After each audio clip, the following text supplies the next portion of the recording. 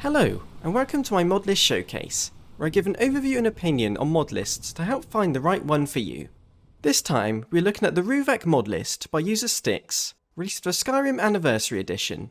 The version I've been playing on is the 1.0.2 version, released in February 2022. You can check on the Ruvaak Discord linked below for any changes and updates. Firstly, what is Ruvaak? The description reads, Ruvaak is a grim and dark Anniversary Edition list, with a heavy emphasis on exploration and combat. You can expect roguelike encounters, battles with horrifying monsters, and much more, all while enjoying the stunning dark fantasy atmosphere the list prides itself on. Tools are provided to help face the harsh challenges of Ruvaak, so long as you know where to look.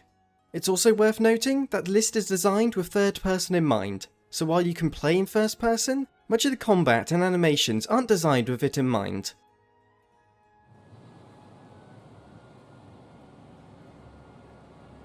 Ruvaak is available to download from the Webberjack Modlist installer. While I won't cover the specifics of the installation in this video, the installation was incredibly easy, with clear instructions provided. You can find the list's details and download links on the this website right here, which hosts a number of Skyrim mod lists. For help with the download, you can follow along with my Webberjack explanation guide video on my channel and linked below.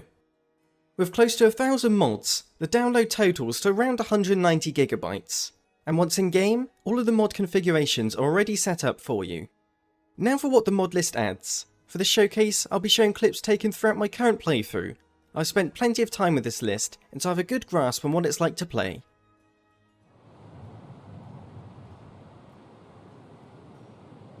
Ruvaak definitely sticks to a specific theme, with the goal of creating a darker Skyrim that's also full of dense ruins and nature.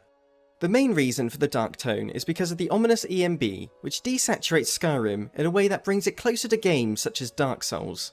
While the look can be jarring at first, I found I got used to it quick as it fits the tone of the list overall. The key weather mod is Obsidian Weathers, which you can't really go wrong with, and the thicker fogs and more realistic lighting create an eeriness to the world. The same goes for forests, with mods such as Happy Little Trees and Skyrim 3D landscapes creating a natural and overgrown feeling to the landscape. And the textures of the world in general all stick to the theme, where they'll somewhat keep to Skyrim's original look, but they all serve the grim tone of the list. As for performance, I found the list ran impressively well for how good it looks, with an almost consistent 60 FPS and no stuttering. Its aim is to run on mid-tier PCs, with at least 6GB of VRAM recommended. These are the specs I ran the list on, and while I know it's high-end, I play on 1440p ultra-wide, which really tanks the performance in Skyrim. And also, despite being a newer list to the scene, I found minimal bugs during my playtime.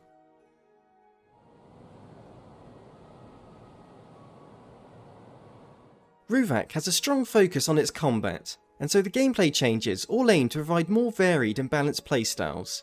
For perks, this list uses Audi Redux, which is a tweaked version of the popular Ordinator mod. Audi adds over 400 new perks, which really let you spec into a very specific playstyle if you wish. And many of the perks give more interesting effects than normal, forcing you to change how you want to enter combat and interact with the world. The mod experience makes it so you primarily gain XP through completing quests and killing monsters, rather than leveling up skills like two-handed or light armor.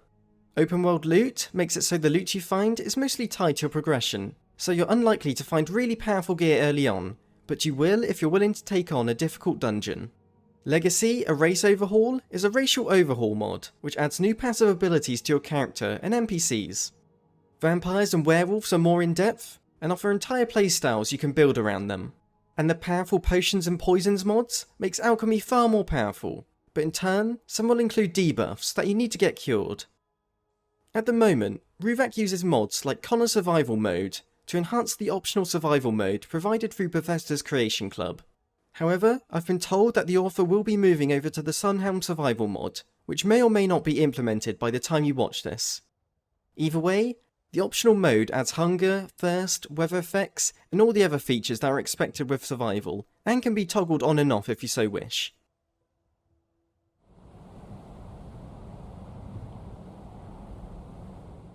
By default, drawing your weapon will force the camera into third person using the Seamless Combat Camera mod, While this can be switched off, it's an example of how this list was designed with third-person combat in mind.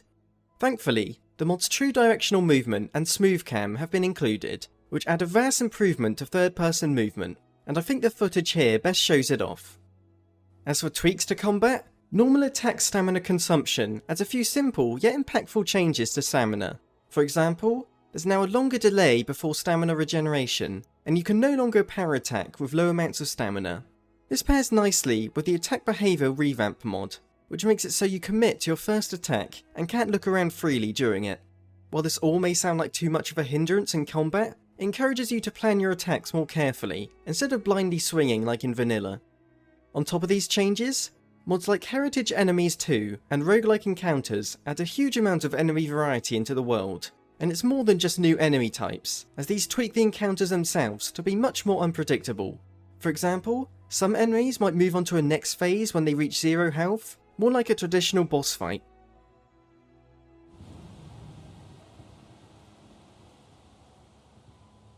Some of the biggest and best DLC-sized quest mods have been included, such as Clockwork, Blackreach Railroad, and Darkened, all of which fitting well into the dark themes of the list and providing hundreds of hours worth of new stuff to explore.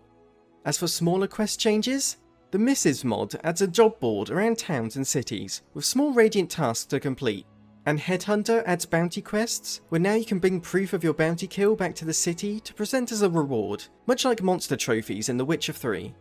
And the Sinister 7 mod makes it so you'll always be looking behind your back, as assassins can be set into the world to hunt you. When it comes to enhancing the existing areas of Skyrim, expanded towns and cities, as well as settlements expanded, fill out locations around Skyrim, making them feel more natural and places people could actually live. Also, a number of player homes have been added, which are all of high quality and fit well into the world.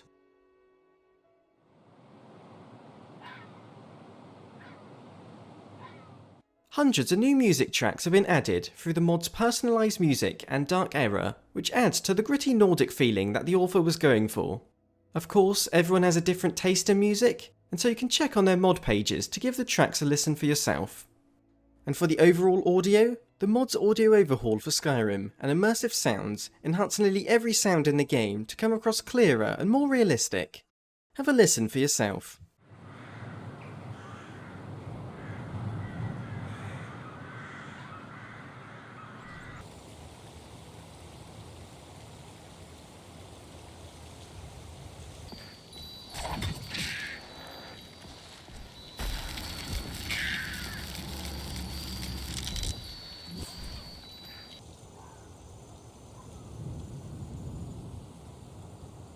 Going along with the focus of combat, a bunch of new weapons and armors have been added to add further variety to your playstyles.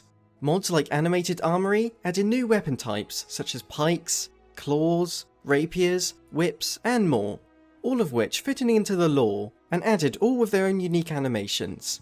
And the same goes for new armors, with hundreds being added through mods such as Warmonger Armory, as well as a number of unique armors only obtainable through specific quests and killing certain bosses. As for new spells, mods like Triumvirate and Mysticism add in hundreds of new spells, all balanced and offering entirely new mage archetypes to base your build around, as well as the mod Forgotten Magic Redone, which adds a few unique spells that level up as your character grows.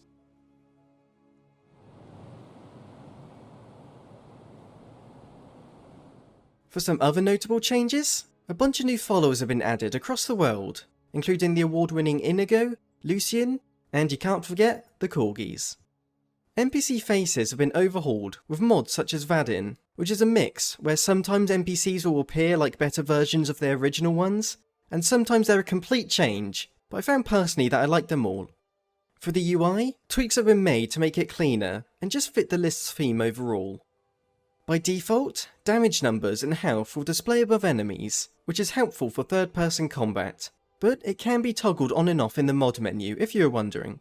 And finally, the Smart Harvest mod means you can set the game to auto-loot specific items if you so wish. So for example, if you're clearing out a dungeon, you can set it to automatically pick up all the gold around you as you clear each room.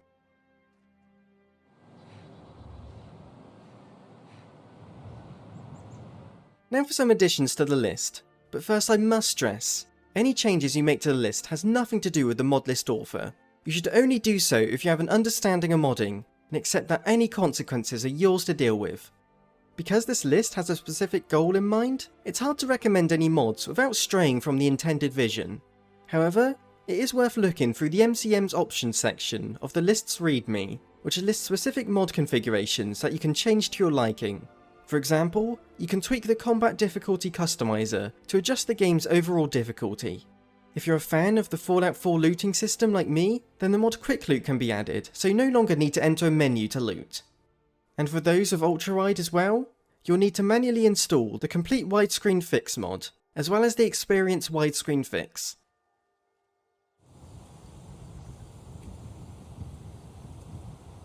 Ruvaak is a list that knows exactly what it wants to be, and because of that, it ended up as a very fun, balanced and polished experience. As someone who exclusively plays in first person, I was taken back by the camera at first, yet I quickly found it offered an enjoyable and unique playthrough for me. The charm and role-playing of Skyrim is still there, but now it plays more like a Dark Soulsy roguelike, where the enemies are more varied and come in bigger numbers, but now you can tweak your playstyle to be just as powerful and flashy. At the end of the day, this list has a more specific audience than most. However, that doesn't mean I wouldn't recommend it to people who usually play the slow survival or vanilla side of Skyrim. Because of how smooth and satisfying the combat feels, and how much a different perspective changes the feel, I'd say it's worth trying just for a whole new Skyrim experience. Plus it's currently one of the largest lists out there, which is compatible with all the Anniversary Edition content. Thank you for watching. If you enjoyed the video, I'd really appreciate it if you gave it a like, as it helps the channel grow. I also have a Twitch where I'll sometimes stream my testing of mod lists, and a Discord if you want to talk about mod stuff or anything else. Other than that, big thank you to my Patreon subscribers, LibbyDVR, Jacob Amino, Sparkadom, LegitRob95, Jack Ma, Michael Eric, and Christian Howell. Boy do I wish I had the time and money to make more of these videos, and it's all you people helping me out that make that slowly a reality, you know? I would love to make a video every week. At the moment it's about one every 2 weeks, and just thank you so much. And farewell everyone. You can find the list's details and download links on the Amicomary website. Oh my god. The Amicomary. You can find the You can find the list details and download links on the Miscellaneous webs. You know what? Screw it.